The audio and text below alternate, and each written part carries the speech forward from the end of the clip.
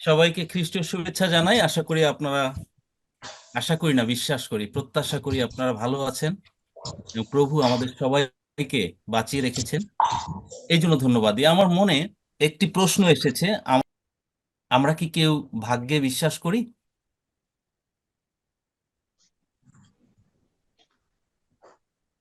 না, না, একেবারেই না। আমরা একেবারেই না, একেবারে না, যিশুকে কিন্তু যখন অনেকেই। জানতাম না। হ্যাঁ, হ্যাঁ, ধন্য যিশু। আমি পিতা ঈশ্বরকে ধন্যবাদ দিই যে পিতা ঈশ্বর আজকে এই সুন্দর সুযোগ করে দিয়েছেন তার বাক্যের পর্যালোচনা, বিভাজন এবং বাক্য বলার জন্য। আমি ধন্যবাদ দিই বিএমএ পরিবারকে। জীবনে অনেক সময় বলে ফেলি যে কপাল খারাপ, ভাগ্য খারাপ, এই জন্য আমার জীবনে এটি ঘটেছে। কিন্তু আপনি কি জানেন যে আমাদের প্রভু যিশু তিনি অমনি প্রেজেন্ট, সর্বত্র বিরাজিত? আপনি কি জানেন আমাদের প্রভু যিশু অমনিসিয়েন্ট, তিনি সব কিছু অবগত আছেন? আপনি কি জানেন আমাদের প্রভু অমনিপোটেন্ট, তিনি সর্বশক্তিমান? যদি আজকে বিশ্বাস করি, আপনি আপনার প্রার্থনার তীর যেদিকেই ছুড়ুন না কেন, আমাদের প্রভু যীশু খ্রিস্টের কাছে যাবেই যাবে, কেননা তিনি প্রতিজ্ঞা করেছেন তিনি সর্বশক্তিমান, তিনি সর্বত্র বিরাজিত এবং তিনি সব কিছু অবগত আছেন। আর সেই প্রভু যীশু খ্রিস্ট তিনি তার বাক্যে বলছেন যে যেখানে দুই কি তিনজন আমার নামে উপস্থিত হয়, আমি সেখানে তাহাদের মাঝে উপস্থিত আছি। আমার নামে যা দুই কি তিনজন জড়ো হয়, আজকে কি আপনি আমি বিশ্বাস করি যে আমাদের প্রভু যীশু খ্রিস্ট আপনার আমার মাঝে উপস্থিত? আপনি বিশ্বাস করুন আর আমেন। নাই করুন, প্রভু যীশু খ্রিস্টের আমেন। বাক্য জীবন্ত এবং সত্য। তিনি যা বলেছেন সেটি সত্য, সত্য, সত্য। যিনি আমেন বলবেন, তার মাঝে তিনি প্রভু যীশু খ্রিস্ট শুধু উপস্থিতি নন, তিনি কার্যকারী। তিনি তার আমেনের আমেন। উত্তর প্রদান আমেন। করেন। Hallelujah, amen. ধন্য যিশু। আমেন। এবং হালেলুয়া। আমাদের প্রভু যীশু খ্রিস্ট তিনি বাক্য ছিলেন, তিনি বাক্যই বটে। স্বর্গরাজ্যে তিনি বাক্য নামেই অভিহিত। এবং সেই বাক্য কি হলো, মাংসে আমাদের সামনে দেখা দিলেন। কারণ বাক্য আমরা দেখতে পেতাম না, বাক্য দেখা যেত না, বাক্য দেখা যায় না, কিন্তু তিনি আমাদের মাঝে প্রকাশিত হলেন মাংস রূপে। কিন্তু আজকে আমরা দেখব যে আমাদের সদাপ্রভু প্রভু যীশু খ্রিস্ট তিনি তার জীবনের কার্য সাধন করেছেন বাক্যের মধ্য দিয়ে। এবং তিনি যে সৃষ্টিকর্তা সেটি তিনি প্রমাণ করেছেন যখন তিনি পৃথিবীতে এসেছিলেন এবং তার বাক্যের মধ্য দিয়ে তিনি আশ্চর্য আশ্চর্য কার্য সাধন করেছিলেন। তার মধ্য দিয়ে তিনি প্রমাণ করেছেন তিনি সৃষ্টিকর্তা। প্রভু যীশু খ্রিস্ট তিনি, আপনাদের স্বভাবতই মনে আছে যে তিনি সেই যে আঙ্গুর যে রস, সেটি যখন ফুরিয়ে গিয়েছিল বিবাহ বাটিতে, বাক্যের মধ্য দিয়ে তিনি সেই আঙ্গুর রস তৈরি করেছিলেন। এবং সেখানে সে আঙ্গুরের কোনো প্রয়োজন ছিল না, তার প্রয়োজন হয়নি।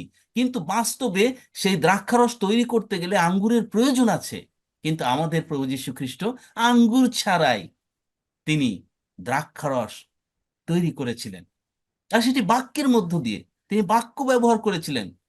তার মানে কি দাঁড়ালো, যে তার ওষুধের কোনো প্রয়োজন নেই, তিনি শুধু কথা বলেন, তিনি বলেন সুস্থ হও, কোনো ওষুধের প্রয়োজন নেই। খ্রিস্টেতে প্রিয়জন, প্রভু যীশু খ্রিস্টের বাক্যই আমাদেরকে সুস্থতা, আরোগ্য দান করেন। প্রভু যীশু খ্রিস্টের বাক্যই সৃষ্টি করেন। প্রভু যীশু খ্রিস্টের বাক্যই আমাদেরকে নতুন জীবন দান করেন। প্রভু যীশু খ্রিস্টের বাক্যই আমাদের জীবনে সমস্ত কিছু। আমরা দেখি যে পিতরের শাশুড়ি যখন অসুস্থ ছিলেন, যিশু পিতরের বাড়িতে গেলেন এবং গিয়ে দেখলেন পিতরের শাশুড়ি অসুস্থ, তাকে সুস্থ করলেন স্পর্শ করে। তারপরে কি, সেই গৃহে সেই সন্ধ্যায় অনেক লোকের আগমন হলো। সেই লোকদের মধ্যে ভূতগ্রস্ত ছিল অনেকে, এবং প্রভু যীশু খ্রিস্ট প্রত্যেকটি সেই আত্মাকে, সেই ভূতগণের আত্মাকে ছাড়ালেন কি দ্বারা? বাক্য দ্বারা। তাহলে সেই বাক্য কত শক্তিশালী বাক্য! প্রত্যেকটি পীড়িত লোককে তিনি বাক্য দ্বারা সুস্থ করলেন। তিনি শুধু বললেন সুস্থ হও, সুস্থ হও, সুস্থ হও, সুস্থ হও, আর সেটি প্রত্যেকটি অসুস্থ ব্যক্তি সুস্থ হলো। এবং জেরুসালেমের মেষদ্বারের কথা আপনারা জানেন, 38 বছরের একজন রোগী ছিল। 38 বছর, 38 ইয়ার্স। এবং সেই মেষদ্বারে কি হতো, সেইখানে সেই পুষ্করিণী বা পুকুরে সেই আহ ঈশ্বরের সেই দূত আসতো।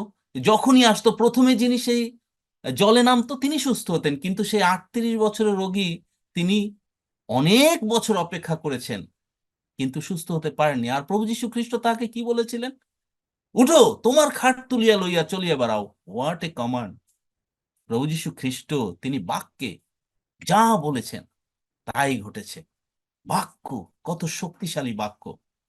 আর সেই লোক সঙ্গে সঙ্গে, লেখা আছে তৎক্ষণাৎ, মানে একটু দেরি হয়নি, সঙ্গে সঙ্গে বলার সাথে সাথে তিনি উঠলেন এবং সুস্থ হলেন এবং নিজের খাট তুলে তিনি প্রমাণ করলেন, চলিয়া বেড়ালেন। কি কমান্ড, কি বাক্য প্রভু যীশু খ্রিস্টের! কত শক্তিশালী বাক্য, জীবন্ত বাক্য! সেই 38 বছরের রোগীকে সুস্থতার মধ্য দিয়ে যিশু তার বাক্যের প্রমাণ তিনি দিলেন। আজকে যিশু কিন্তু আমাদেরকে, আজকে আমরা যারা আছি এখানে, আপনারা জানবেন যে প্রভু যীশু খ্রিস্ট তিনি ছোটখাটো কিছু দেন না। আমাদের যে প্রয়োজন, প্রয়োজনের থেকে প্রচুর পরিমাণে তিনি দান করেন। আমরা বলি অ্যাবান্ডেন্স, উপচে পড়ে আমাদের প্রভু যীশু খ্রিস্ট। কেননা তিনি দিতে এত আগ্রহী, তিনি দিতে এমন ভাবে চান আমাদেরকে, কারণ তিনি আমাদের জন্যই দিচ্ছেন। তিনি আমাদেরকে তিনি আমাদেরকে ভালো তো বাসেনি, আর তিনি দিতে পছন্দ করেন। যখন তিনি দেন না প্রভু যীশু খ্রিস্ট, তখন ঈশ্বরের গৌরব হয়, বাক্য বলে। তিনি প্রয়োজনের থেকে অতিরিক্ত আমাদেরকে দেন। ইফিসীয় 3 অধ্যায় 20 পদে বলছে যে আমাদের সমস্ত যাচনা ও চিন্তার অতিরিক্ত কর্ম করিতে পারে না। আমরা যা চিন্তা করতে পারি না, আমরা কল্পনা করতে পারি না, আমরা যা চাইতেও পারি না, তার থেকে অতিরিক্ত কাজ তিনি আমাদের জীবনে সাধন করেন। ঈশ্বরের শক্তি, ঈশ্বরের শক্তি আমাদের মধ্যে কার্য সাধন করেন।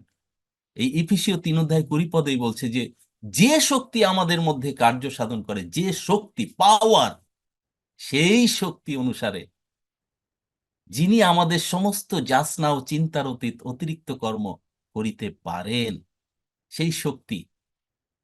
আমরা খুবই আশ্চর্য হয়েছি আমি যখন একটি বিষয় আমি পড়েছি। তাহলে আমরা মাটির দেহ বলে, মাটির মৃন্ময় পাত্র, মাটির দেহ, মাটির পাত্রের উপর আপনি আমি কতটুকু ভরসা করতে পারি?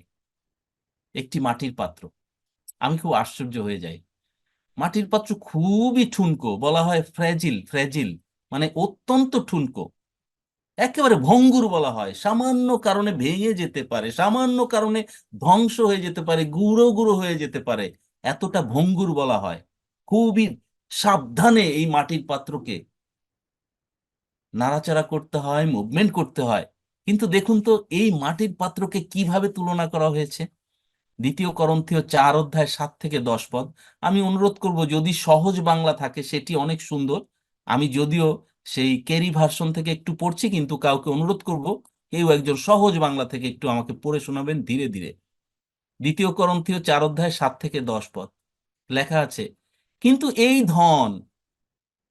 ধন মৃন্ময় পাত্রে করিয়া আমরা ধারণ করিতেছি, যেন পরাক্রমের উৎকর্ষ ঈশ্বরের হয়, আমাদের হইতে নয়। আমরা সর্বপ্রকারে ক্লিষ্ট হইতেছি, কিন্তু সংকটাপন্ন হই না। হতবুদ্ধি হইতেছি, কিন্তু নিরাশ হই না। তাড়িত হইতেছি, কিন্তু পরিত্যক্ত হই না। অধক্ষিপ্ত হইতেছি, কিন্তু বিনষ্ট হই না। আমরা সর্বদা এই দেহে যিশুর মৃত্যু বহন করিয়া বেড়াইতেছি, যেন যিশুর জীবনও আমাদের দেহে প্রকাশ পায়। অনুগ্রহপূর্বক কেউ একজন সহজ বাংলায় পড়ুন, কারণ এটি একটু কঠিন বাংলা। সহজ আমি বাংলা। পড়ছি আচ্ছা, দাদা। হ্যাঁ প্লিজ। আমি পড়ছি। হ্যাঁ প্লিজ, ধীরে ধীরে, ধীরে ধীরে। মাটির পাত্রে রাখা ধন, কিন্তু এই ধন মাটির পাত্রে রাখা হয়েছে, আর আমরাই সেই মাটির পাত্র। মাটির পাত্রে তা রাখা হয়েছে যেন লোকে বুঝতে পারে যে এই অসাধারণ মহাশক্তি আমাদের নিজেদের কাছ থেকে আসেনি, বরং ঈশ্বরের কাছ থেকেই এসেছে। সব দিক থেকেই আমাদের উপর চাপ পড়ছে, তবু আমরা ভেঙে পড়ছি না। বুদ্ধিহারা হলেও আমরা সম্পূর্ণ হতাশ হয়ে পড়ছি না। অত্যাচারিত হলেও ঈশ্বর আমাদের ত্যাগ করছেন না। মাটিতে আঁচড়ে ফেললেও আমরা ধ্বংস হচ্ছি না। আমরা সব সময় প্রভু যিশুর মৃত্যু আমাদের দেহে বয়ে নিয়ে বেড়াচ্ছি, যেন আমাদের দেহের মধ্যে যিশুর জীবনও প্রকাশিত হয়। Amen, amen. Amen, amen, amen, amen. দেখুন, এই যে মাটির পাত্র, আমেন। আপনি আমি ঠুনকো মনে করছি, কিন্তু আমাদের পিতা, আমাদের প্রভু যীশু খ্রিস্ট, পবিত্র আত্মন কিভাবে সেই মাটির পাত্রের থেকে আমাদেরকে, আমাদের মধ্যে কার্য সাধন করছেন। কি চমৎকার ভাবে বলা হয়েছে যে সব দিক থেকে আমাদের উপরে চাপ পড়ছে, তবু আমরা ভেঙে পড়ছি না। আমাদের বুদ্ধি চলে যাচ্ছে, বুদ্ধিহারা হয়ে যাচ্ছি, সম্পূর্ণভাবে হতাশ হয়ে, তথাপি হতাশ হচ্ছি না, আমাদের মধ্যে হোপ রয়েছে। আমাদের এত অত্যাচার, কিন্তু এই অত্যাচারের মধ্যে ঈশ্বর আমাদেরকে ধরে রেখেছেন, ত্যাগ করছেন না। আমাদেরকে মাটিতে আশ্রালেও আমরা ধ্বংস হচ্ছি না। কিন্তু আমরা প্রভু যীশু খ্রিস্টের মৃত্যু আমাদের দেহে, আমাদের এই যে মাংসিক দেহে, এই যে মাটির পাত্রে আমরা বয়ে নিয়ে বেড়াচ্ছি। কারণ কারণ যেন আমাদের দেহের মধ্যে, এই মাটির পাত্রের মধ্যে যিশুর জীবনও প্রকাশিত হয়। ধন্য যিশুর নাম। এই যে প্রভু যীশু খ্রিস্ট, তিনি আলো, এই আলো কিন্তু শক্তি, পাওয়ার। আজকে আপনার আমার বাড়িতে আমরা বিদ্যুৎ ছাড়া কি লাইট জ্বালাতে পারি? কোনো আলো কি আমরা জ্বালাতে পারি? আবার দেখুন, আপনার যখন আলোর প্রয়োজন হয়, আপনি কি করেন? ইলেকট্রিসিটি লাইন আপনার বাড়িতে প্রবেশ করান, নিয়ে আসেন, এবং আপনার যত ধরনের যন্ত্রাংশ আছে, যত ধরনের বৈদ্যুতিক মেশিন আছে, সব মেশিন আপনি একই শক্তির দ্বারা, ওই একই লাইনের মধ্য দিয়ে আপনি ব্যবহার করতে পারবেন। মেশিন ভিন্ন ভিন্ন হতে পারে, তার কার্যকারিতা ভিন্ন ভিন্ন হতে পারে, কিন্তু চালাতে গেলে আপনাকে সেই একই শক্তির দরকার আছে, সেই পাওয়ারের দরকার আছে। ঈশ্বর, তার ধন, তার ধন কি? পবিত্র আত্মা। সেই পবিত্র আত্মা আমাদের এই মাটির পাত্রে রেখেছেন, এই দেহের মধ্যে, মাংসিক দেহের মধ্যে পবিত্র আত্মা রয়েছেন, এটি ঈশ্বর কনফার্মেশন দিচ্ছেন। এই যে ধন, পবিত্র আত্মা, এই পবিত্র আত্মা ধন আমরা পেয়েছি। আমরা সবচেয়ে ধনী richest man in this world. আমরা সবচেয়ে ধনী এই পৃথিবীতে। আমরা অনেকের নাম জানি ধনী: Elon Musk, Jeff Bezos, Bill Gates, Larry Ellison, Bernard Arnault, Larry Page, এরকম অনেক নাম আমরা শুনেছি। Mukesh Ambani, Gautam Adani, Alice Walton, Charles Koch, এরকম বিশ্বের অনেক ধনী ব্যক্তি আছে। কিন্তু আপনি আমি কি জানি যে সবচেয়ে বেশি ধনী আপনি এবং আমি, যাদের মধ্যে ঈশ্বর, প্রভু যীশু খ্রিস্টের আত্মা, পবিত্র আত্মা, ঈশ্বরের আত্মা রেখেছেন। কেননা সেই আত্মাই হচ্ছে ধন, সমস্ত কিছুর আধার, সেই পবিত্র আত্মা। প্রভু যীশু খ্রিস্ট, তিনি হচ্ছেন আমাদের সমস্ত কিছুর আধার। প্রভু যীশু খ্রিস্ট, তিনি যখন চলে যান, তিনি বলছেন, আমি তোমাদের জন্য সহায় রেখে যাচ্ছি। প্রভু যীশু খ্রিস্ট যা করেছেন, বলছেন তার থেকেও বেশি তোমরা করতে পারবে। তার মানে সেই পবিত্র আত্মার মধ্য দিয়ে প্রভু যীশু খ্রিস্ট আরো অতিরিক্ত কার্য সাধনের কথা তিনি আমাদেরকে বলছেন, যে পবিত্র আত্মা আরো বেশি কাজ আমাদের মধ্য দিয়ে সাধন করবেন। সুতরাং আমরা এই পৃথিবীতে ধনের মালিক হয়েছি, সেই ধন হলো পবিত্র আত্মা। খ্রিস্টেতে প্রিয়জন, আপনি আমি অনেক সময় নির্ভর করি মাংসের উপরে, অনেক সময় নির্ভর করি আমাদের সেই যে জীবিকার উপরে। আমরা কি জীবিকা করি, আমরা কি কাজ করি, তার উপরে ডিপেন্ড করি। কিন্তু যারা সদাপ্রভুর, যারা প্রভু যীশু খ্রিস্টের, তারা নির্ভর করেন পবিত্র আত্মনের উপরে, তারা নির্ভর করেন পিতা ঈশ্বরের উপরে। আজকে হিজকিয়ার জীবনে আমরা দেখতে পাই, যখন সেই যে রাবশাকে, সে হলো ওই যে আশিরিয়ান ফিল্ড কমান্ডার, তিনি যখন হুমকি দিলেন হিজকিয়কে, তখন হিজকিয় কি করলেন? সেখানে অনেক বড় বিষয় আমরা ওই দ্বিতীয় রাজাবলীতে আমরা পাই 19 অধ্যায়, যে হিজকিয়কে এত এত হুমকি দিলেন, কিন্তু হিজকিয় ছিলেন ঈশ্বরের লোক, এবং তিনি ঈশ্বর ছাড়া চলতেন না। তিনি এত চমৎকার ছিলেন, ঈশ্বরের দৃষ্টিতে অত্যন্ত প্রিয়জন হিজকিয় ছিলেন, হিজকিয় রাজা। এবং তিনি কি করলেন? তিনি ঈশ্বরের কাছে নতজানু হলেন, সম্পূর্ণ ঈশ্বরের কাছে। এবং তিনি ঈশ্বরকে জিজ্ঞাসা করলেন যে আমি এখন কি করব, কারণ অনেক সৈন্য সামন্ত ঘেরাও করেছে। আর তখন ঈশ্বর উত্তর দিলেন যে এই সেনাবাহিনী দেখে ভয় পেও না। এবং যিশাইও, বিশেষ করে যিশাইয়ের মধ্য দিয়ে তিনি বললেন যে ওই যে অসুররাজের দাসেরা যে নিন্দা করেছে না, এই সকল কথায় তুমি ভীত হইও না, তোমরা বলবান হও, তোমরা বলবান হও, সাহস করো। অসুর রাজের সম্মুখে ও তাহার সঙ্গী সমস্ত লোক সমূহের সম্মুখে ভীত কি নিরাশ হইও না, নিরাশ হইও না। আজকে সেই যে আমরা আমাদের যে মাটির পাত্র, সেই মাটির পাত্রে যে পবিত্র আত্মন রয়েছে, যে ধন রয়েছে, আমরা নানাভাবে ক্লিষ্ট হচ্ছি, জাতাকলে পিষ্ট হচ্ছি, কিন্তু আমরা ক্রাশ হচ্ছি না, আমরা নিরাশ হচ্ছি না। তেমনি সদাপ্রভু বলছে তোমরা নিরাশ হইও না, কারণ তাহার সহায় অপেক্ষা আমাদের সহায় মহান। মাংসময় বাহু তাহার সহায়, ওই যে অসুর রাজের মাংসময় বাহু, কিন্তু আমাদের সাহায্য করতে, আমাদের পক্ষে যুদ্ধ করতে আমাদের ঈশ্বর সদাপ্রভু আমাদের সহায়। হালেলুয়া। যখন ঈশ্বর সদাপ্রভু আমাদের সহায় হন, মনুষ্য আমার কি করিবে? আর ফলাফল কি হয়েছিল? ঠিক সেই রাতে, যেদিন সেই হিজকিয়্যাহ সদাপ্রভুর কাছে প্রণিপাত করেছিল এবং প্রভু তার উত্তর দিয়েছিলেন, ঠিক সেই রাতে ঈশ্বরের দূতগণ, সদাপ্রভুর দূত, সেই অসূরীয়দের শিবিরের প্রায় 1,85,000 লোককে বধ করলেন। কেউই বাকি ছিল না। ঈশ্বর নিজে সেই কার্য সাধন করেছিলেন। সুতরাং আজকে আমাদের করণীয় রয়েছে, আমাদের জীবনে সমস্যার কথা আসবে, আমরা প্রভুতে আছি বলে সমস্যা মুক্ত তা নই। বারবার আমি একই কথা বলি, এই কারণে আমরা অনেক সময় হয়তো ভুল করে থাকি যে আমি প্রভুতে আছি তাই কোনো সমস্যা আসবে না। আমরা অনেক সময় প্রার্থনাও করি, হ্যাঁ প্রার্থনা করি যে প্রভু আমাদেরকে পরীক্ষার হাত থেকে রক্ষা করো, কিন্তু মনে রাখতে হবে খ্রিস্টতে প্রিয়জন, সমস্যা আসবে আমাদের জীবনে, কিন্তু আমাদের প্রভু সর্বদা প্রস্তুত। বিশ্বাস করুন প্রভুর বাক্যের উপরে, যে প্রভু বলছেন আমি তোমার সঙ্গে সঙ্গে আছি। এই যে আমি তোমার সঙ্গে সঙ্গে আছি, এই কথাটা আমরা ভুলে যাই যখন আমাদের জীবনে প্রবলেম আসে, সমস্যা আসে।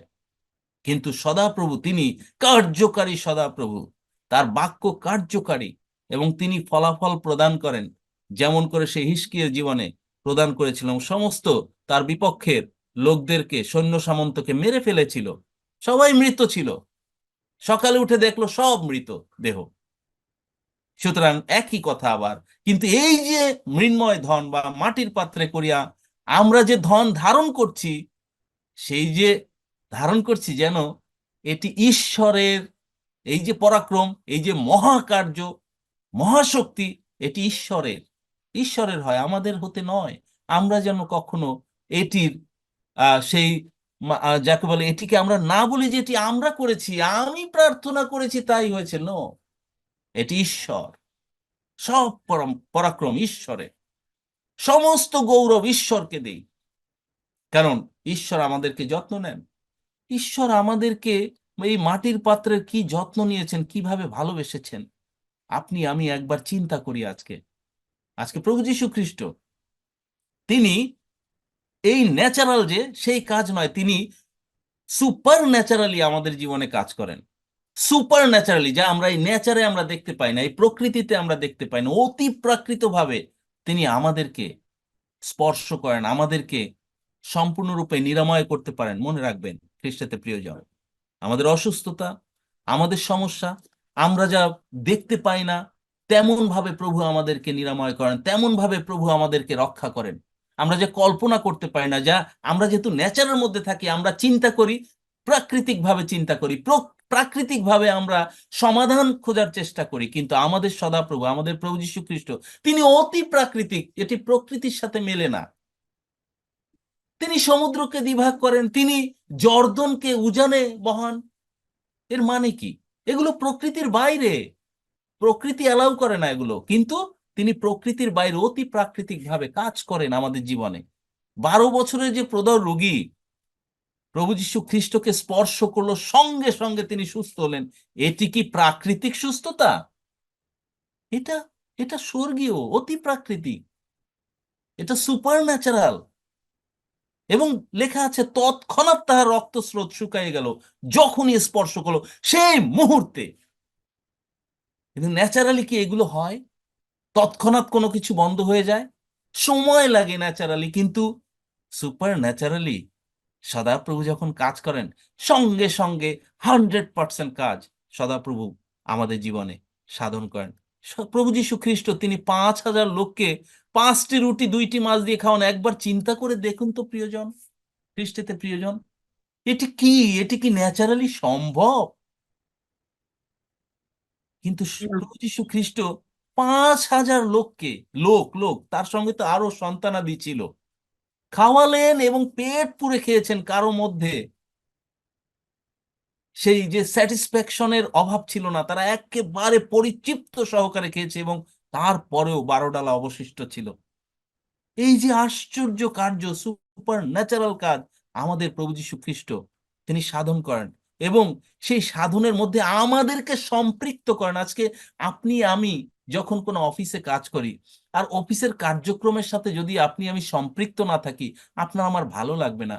চিন্তা করবে না, আমাকে কোনোভাবে কাজের সঙ্গে জড়ায় না, আমাকে কোনো গুরুত্ব দেয় না, আমাকে কোনোভাবে মূল্যায়ন করে না। কিন্তু আমাদের প্রভু যীশু খ্রিস্ট দেখুন তো, তিনি আমাদের ছাড়া কোনো কাজ তিনি করছেন না, আমাদেরকে নিয়ে করছেন, আমাদেরকে মূল্যায়ন করছেন, আমাদেরকে অত্যন্ত ভালোবাসার সেই যে রেসপেক্ট তিনি করছেন তার সমস্ত কাজের মধ্য দিয়ে। সবচেয়ে বড় রেসপেক্ট কি? তাহলে আমাদের এই মাটির পাত্রে, এই যে একেবারে ঠুনকো ভেঙে যাওয়া, চূর্ণ বিচূর্ণ যে কোনো সময় হয়ে যেতে পারে, সেই মাটির পাত্রে তিনি মহাধন তিনি রেখেছেন, তা হলো পবিত্র আত্মা। ইলিশায়ের মধ্য দিয়ে তিনি কার্য সাধন করেছেন এবং ইলিশাও তিনি বাক্য প্রেরণ করেছিলেন। তিনি বলেছিলেন সেই মহিলাকে যে তুমি যাও ঘরে গিয়ে, তুমি যাও এবং সেই অনেক জার সংগ্রহ করো, অনেক পাত্র সংগ্রহ করো, ঘরে গিয়ে দ্বার রুদ্ধ করো এবং তোমার তেল ঢালো সমস্ত পাত্রে। আর তাই হলো, সমস্ত পাত্র পূর্ণ হয়ে গেল। শুধু বাক্য, ইলিশায়ের সেই সদাপ্রভু তার মুখের মধ্য দিয়ে সে বাক্য প্রেরণ করলেন, বাক্যের মধ্য দিয়ে আজকে সেই সন্তানগণ, সেই যে আহ বিধবা সন্তান, বিধবা মহিলা, তার সন্তান সহ তারা রক্ষা পেয়েছিল।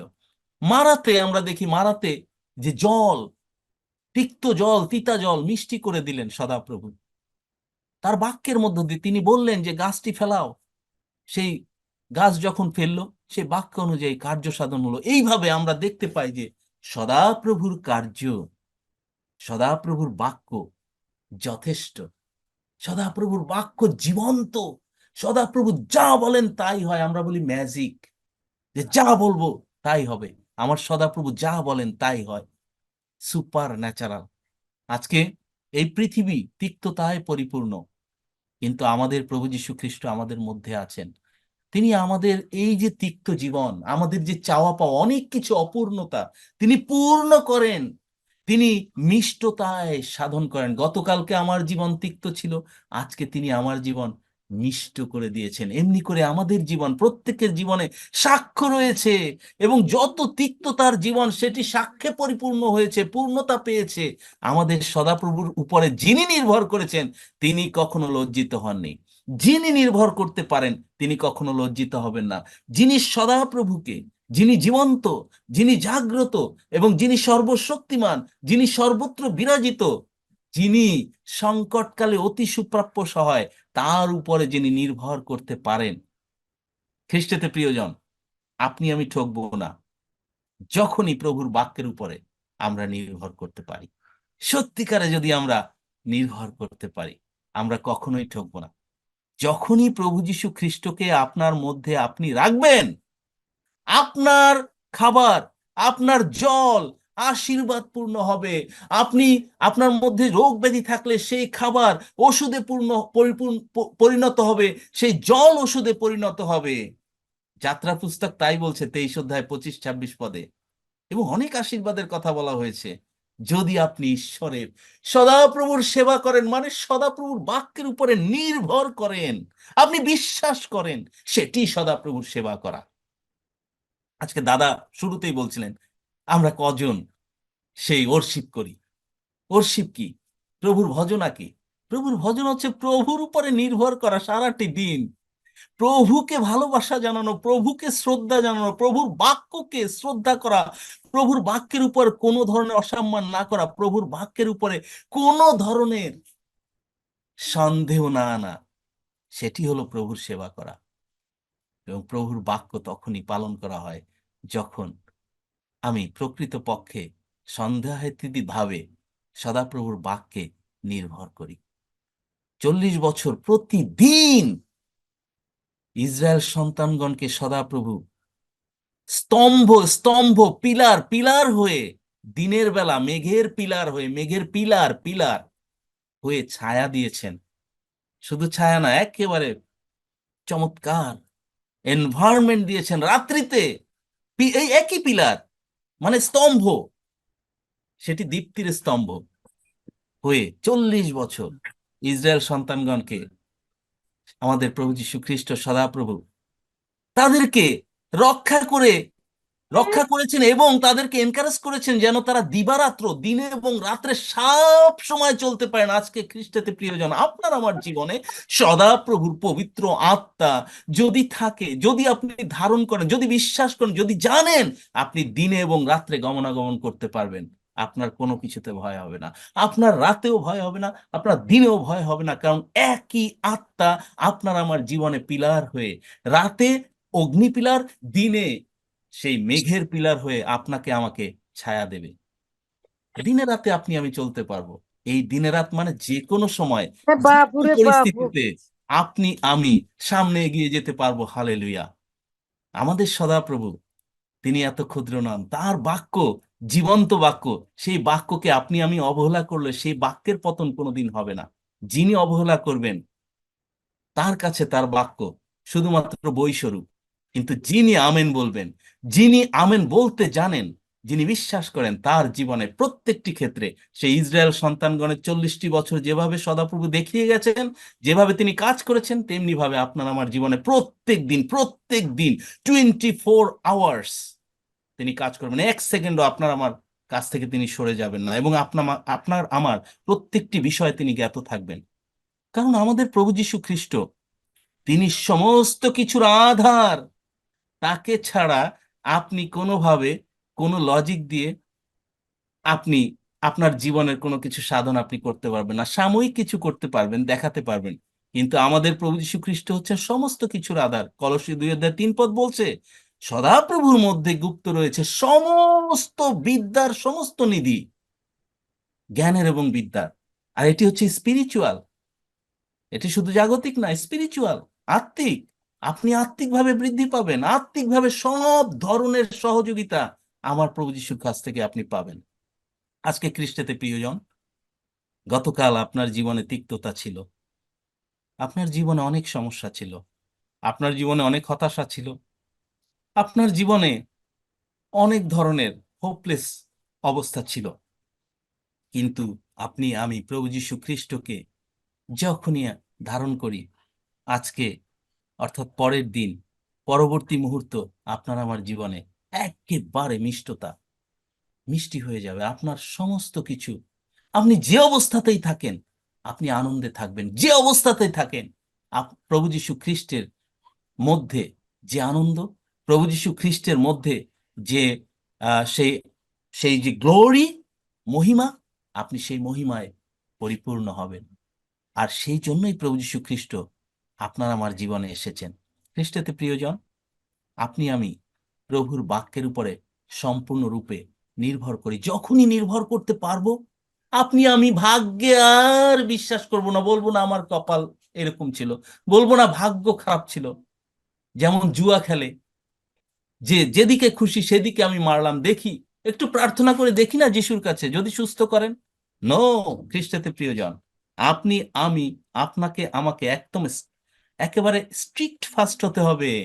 আমার প্রভু যীশু খ্রিস্ট সর্বশক্তিমান এবং তার বাক্য জীবন্ত সত্য। তার বাক্যে যা বলেছেন সেটি যেন বায়ে কিংবা ডায়ে আমি না যাই, ডানে না যাই, সদা প্রভুর উপর নির্ভর করি। তাহলে আজকে আপনার আমার জীবনে, আপনার আধার জীবন একেবারে আলোতে পরিপূর্ণ হবে। আপনার অন্ধকারাচ্ছন্ন জীবন, আপনার তিক্ত জীবন, শান্তিতে পূর্ণ হবে, আপনি যে অবস্থাতেই থাকেন। খ্রিস্টতে প্রিয়জন, প্রভু আপনাকে আমাকে আজকের দিনের বাক্যের মধ্য দিয়ে অনেক আশীর্বাদ, অনেক আশীর্বাদ, অনেক আশীর্বাদ দান করুন এবং আমাদেরকে বৃদ্ধি হতে প্রভু যিশু সাহায্য করুন। পবিত্র আত্মা আমাদের সঙ্গে সঙ্গে আছেন। আমরা প্রত্যেকে স্বীকার করি, অ্যাকনলেজ করে প্রতিদিন তাকে ধন্যবাদ জানাই। তাকে প্রতিদিন একজন অতিথি যখন ঘরে আসে তাকে যেভাবে রিসিভ করে, ঠিক সেইভাবে আমাদের পবিত্র আত্মাকে প্রতিদিন রিসিভ করি, অ্যাকনলেজ করি, এবং তিনি তখন শান্তি পান। কেননা তিনিও আপনার আমার মতো সেই যে আবেগপূর্ণ, তিনি আপনার আমার মতো রেসপেক্ট পছন্দ করেন। তো আসুন আমরা পবিত্র আত্মাকে সম্মান দেই, যিনি আজকে আমাদের জীবনে সহায় হিসাবে আছেন। নিজের উপরে নির্ভর না করি, সদাপ্রভু আমাদিগকে নয়, আমাদিগকে নয়, তুমি তুমি তুমি গৌরবান্বিত হও। আমরা যেন কোনো গৌরব না নেই কোনো কিছুতে, কিন্তু আমাদের পবিত্র আত্মনিশ্বর তাকে গৌরব দিই, প্রভু যীশু খ্রিস্টকে গৌরব দিই, পিতা ঈশ্বরকে গৌরব দিই। ধন্য যিশুর নাম, যিশু নামে চাই। আমেন।